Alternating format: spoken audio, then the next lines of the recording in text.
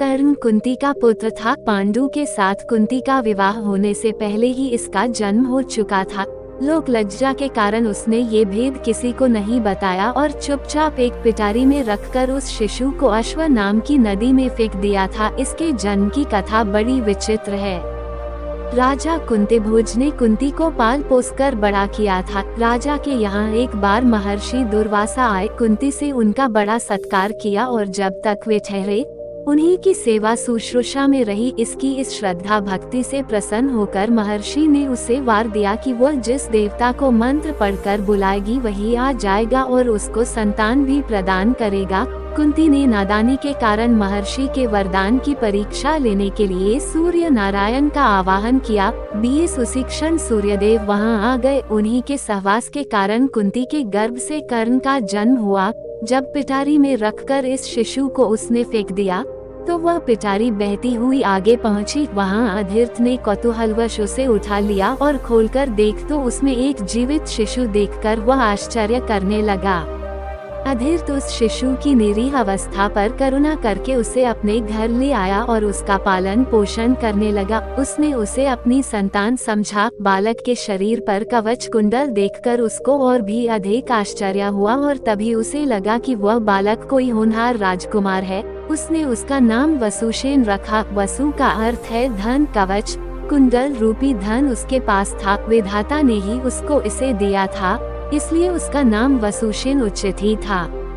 वसुसेन जब कुछ बड़ा हुआ तो उसने शास्त्रों का अध्ययन करना आरंभ कर दिया। वह सूर्य का उपासक था। प्रातः काल से लेकर संध्या तक वह सूर्य की उपासना ही किया करता था।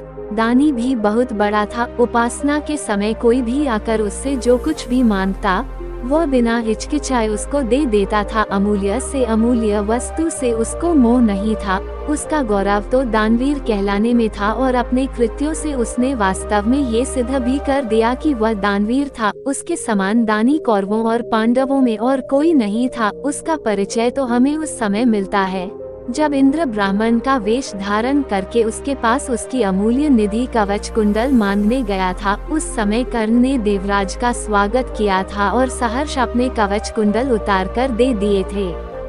दान करते समय अपने हित या अहित विचार वह नहीं करता था। यद्यपि सूर्य भगवान पहले उसे मना कर चुके थे कि वह इन कवच कुंडलों को किसी को भी न दे, लेकिन दानवीर कर्ण किसी याचक को निराश करके वापस लौटाना तो जानता ही नहीं था। कर्ण के इस साहस के कारण ही उसका नाम वैकर्तन पड़ा था। यदि इस कवच कुंडलों को वह नहीं देता तो कोई भी योद्धा उसे युद्ध में परास्त नहीं कर सकता था। इंद्र ने अर्जुन के हित के लिए ही इनको मांगा था, क्योंकि इनके बिना अर्जुन कभी भी उसे नहीं हरा सकता था। फिर भी उसके इस अद्वितीय गुण से प्रभावित होकर इंद्र ने उसको एक पुरुषघातिनी अमोघ शक्ति दी। उस शक्ति से सामने का योद्धा किसी भी हालत में जीवित नहीं बच सकता था और उसको कर्ण ने अर्जुन के लिए रखा था। लेकिन श्री कृष्ण ने चाल चली और कर्ण की उस शक्ति को घटोत्कच पर चलवाकर अर्जुन के जीवन पर आए इस खतरे को सदा के लिए मिटा दिया। घटोत्कच, जो आकाश में विचरण करके कौरवों पर अग्नि की वर्षा कर रहा था और जिसने एक बार तो सारी सेना को पूरी तरह विचलित कर डाला था, शक्ति लगते ही निर्जीव होकर पृथ्वी पर गिर पड़ा। धनुर्विद्या में कर्ण अर्जुन के समान ही कुशल था। एक बार जब महाराज धृतराष्ट्र की आज्ञा से कौरव पांडवों की अस्त्र शिक्षा की परीक्षा के लिए एक समारोह किया गया था, तो अर्जुन ने अपने अस्त्र शिक्षा के कौशल से सबको चकित कर दिया था।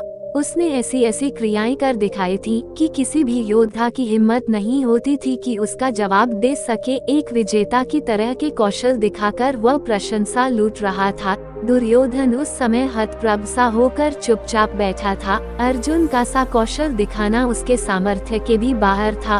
उसी समय कर्ण वहां आ पहुंचा और उसने मैदान में आकर अर्जुन को ललकारा, अर्जुन, जिस कौशल के बल पर तू यहाँ सबको चकित कर रहा है और सभी से प्रशंसा लूट रहा है, उसे मैं भी करके दिखा सकता हूँ। ये कहकर उसने धनुष पर बाण चढ़ाकर वही सब कुछ कर दिखाया जो अर्जुन ने किया था। चारों ओर से कर्ण की जय जयकार होने लगी। दुर्योधन का चेहरा अर्जुन के प्रतिद्वंद्वी को देखकर खिल उठा। उसने उसे हृदय से लगा दिया। उसने उसे अर्जुन के साथ द्वंद्व युद्ध करने के लिए प्रेरित किया। दुर्योधन की बात मानकर उसने अर्जुन को इसके लिए चुनौती दी। अर्जुन द्वंद्व युद्ध के लिए तैयार हो गया।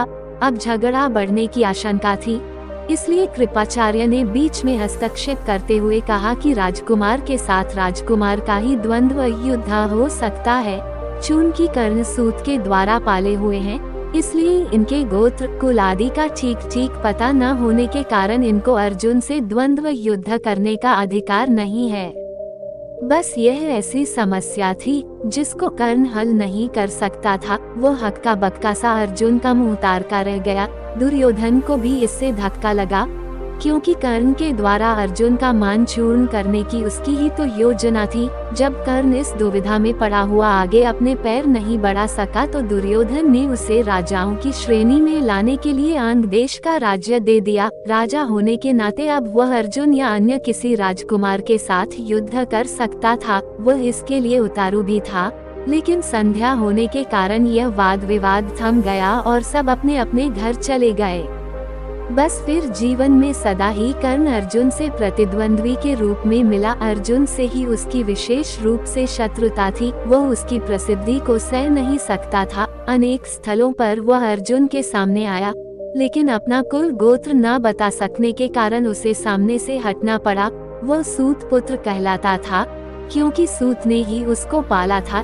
इसी कारण द्रौपदी के स्वयंवर में भी घूमती मछली की आंख बेधने की सामर्थ्य रखते हुए भी उसको अवसर नहीं दिया गया। स्वयं द्रौपदी ने ही सूत पुत्र कहकर उसका अपमान किया था और उसकी पत्नी बनने से इनकार कर दिया था। सूत पुत्र को क्षत्रिय कन्या का वरण करने का अधिकार नहीं है।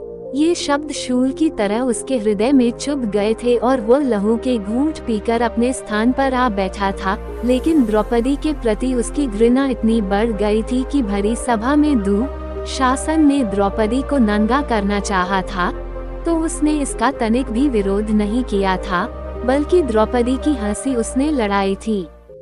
जब दुर्योधन के भाई विकर्ण ने कौरवों के इस घृणित व्यवहार की निंदा की थी, तो कर्ण ने उससे कहा था, विकर्ण, तुम अपने कुल की हानि करने के लिए पैदा हुए हो। अधर्म अधर्म तुम पुकार रहे हो।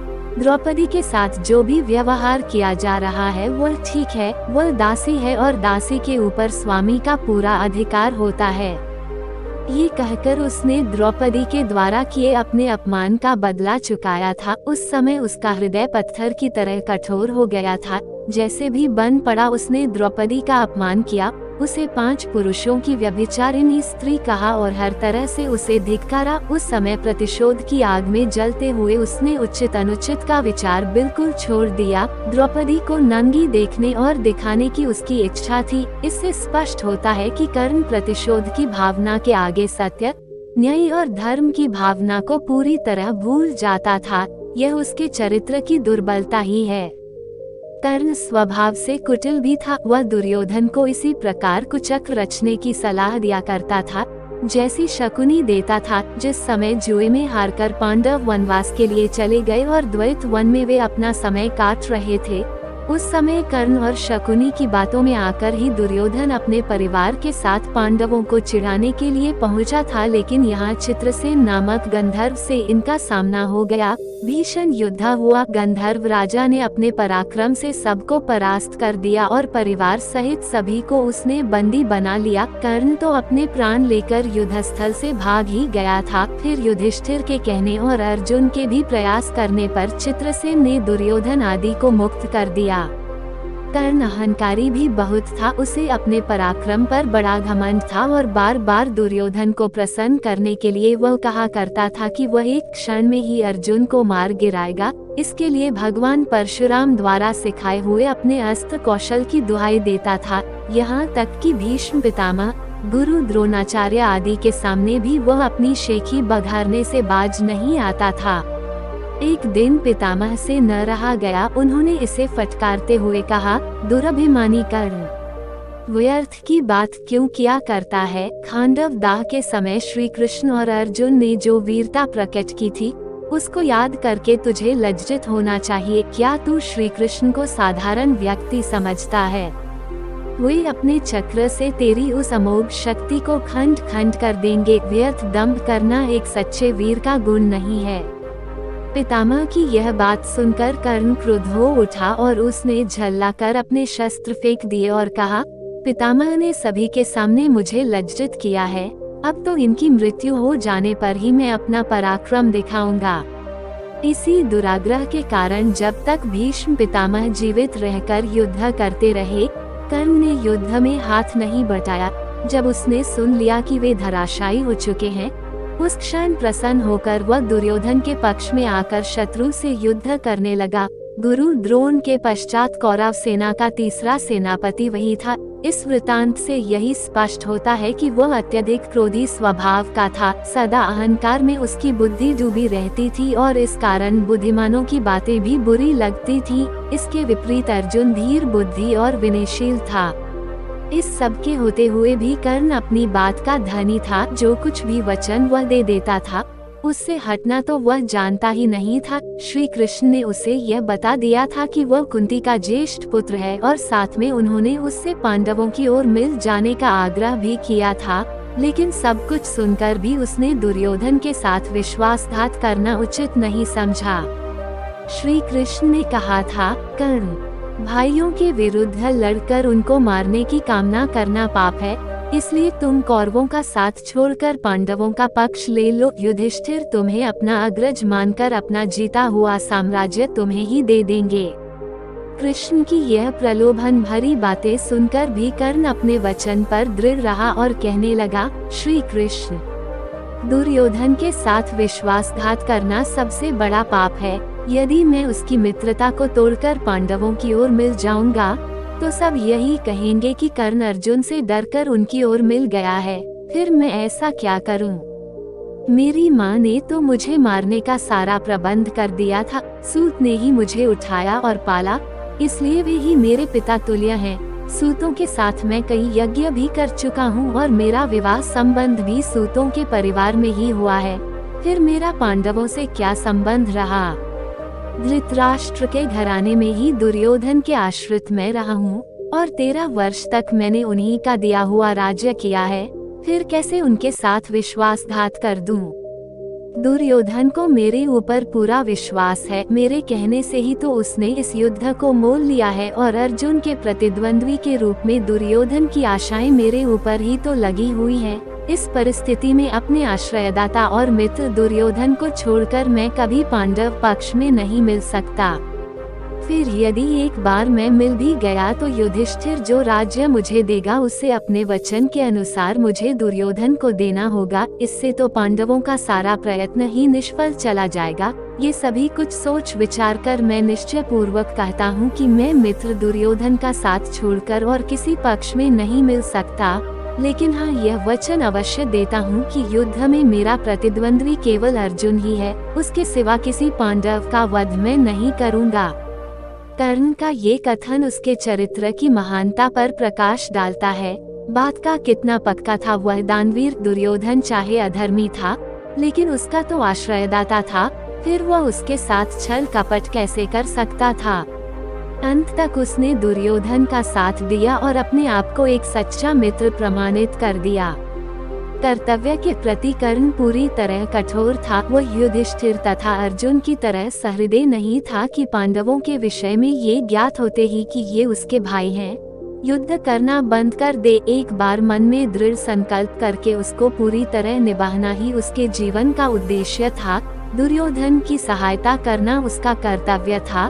इससे पांडवों के प्रति जागृत हुआ भ्रातृत्व भाव भी उसे विचलित न कर सका और फिर भी अर्जुन के प्रति कठोर और ईर्ष्यापूर्ण दृष्टि उसकी बनी ही रही। यहाँ तक कि स्वयं माता कुंती ने जाकर कर्ण को अपनी ओर मिलाने की इच्छा प्रकट की थी, लेकिन उस समय भी वह वीर अपने पथ से विचलित नहीं हुआ। यह उसके चरित्र की श्रेष्ठता ही थी। फिर एक बार कृष्ण को वचन देकर अर्जुन के सिवा अन्य किसी पांडव की ओर उसने शस्त्र नहीं उठाया। अर्जुन से ही युद्ध करते हुए वह वीरगति को प्राप्त हुआ था।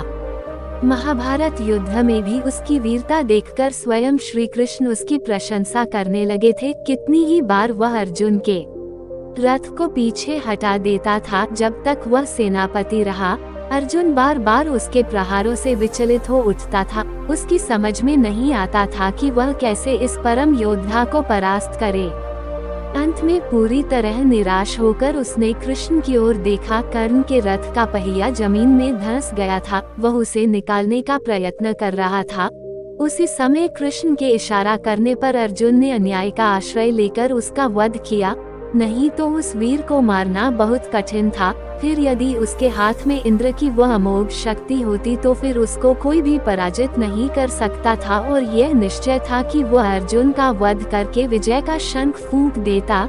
लेकिन विधाता की यही गति थी। अमोघ शक्ति को वह पहले ही घटोत्कच पर चला चुका था। अब उसके पास विशेष अस्त्र कोई नहीं था। फिर भी बड़ी कठिनाई से अर्जुन उसे मार पाया था। महाभारत में जहाँ भी उसके पराक्रम का वर्णन आया है, वहाँ अर्जुन के बराबर ही उसको पराक्रमी माना गया है, और था भी वह इतना ही पराक्रमी। कर्ण के पराक्रम में धब्बा लगाने वाली एक बात यह है कि वह कपटी भी था। वह सदा सत्य और न्याय का ही आश्रय नहीं लेता था। उसने अल्प वयस्क राजकुमार अभिमन्यु का चक्रव्यूह के भीतर औरों के साथ मिलकर वध किया था। उसी ने उसके धनुष को काट गिराया था, और फिर उस निहत्थे बालक पर 6 महारथियों ने मिलकर आक्रमण किया था, जिनमें से एक वह भी था। निहत्थे बालक की हत्या करने का अपराध सदा उसके चरित्र के साथ लगा रहेगा। इसलिए इतना पराक्रमी होने पर भी कर्ण अर्जुन की तरह महापुरुष की कोटि में नहीं आ सकता। उसका हृदय कलुषित था। इस तरह कर्ण के चरित्र पर दृष्टिपात करने से मालूम होता है कि वो किसी दृष्टि से महान था, और अपने किन्हीं व्यवहारों के कारण पतित भी था। उसकी महानता उसके दानवीर होने में है, उसके दृढ़ संकल्प होने में है, उसके अपने मित्र और आश्रयदाता के विश्वास पात्र होने में है। लेकिन छल और कपटपूर्ण व्यवहार, व्यर्थ का दाम्भ और क्रोध उसके चरित्र की गरिमा को कम करते हैं। वो इतना पराक्रमी था कि उसके मरते ही दुर्योधन का सारा धैर्य टूट गया था, और अब उसे अपनी पराजय की आशंका निश्चित लगने लगी थी। और वही हुआ भी। कर्ण की मृत्यु के पश्चात कौरवसेना का विनाश हो गया। स्वयं दुर्योधन भी भीम के द्वारा मार डाला गया। युद्ध में पांडवों को विजय प्राप्त हुई।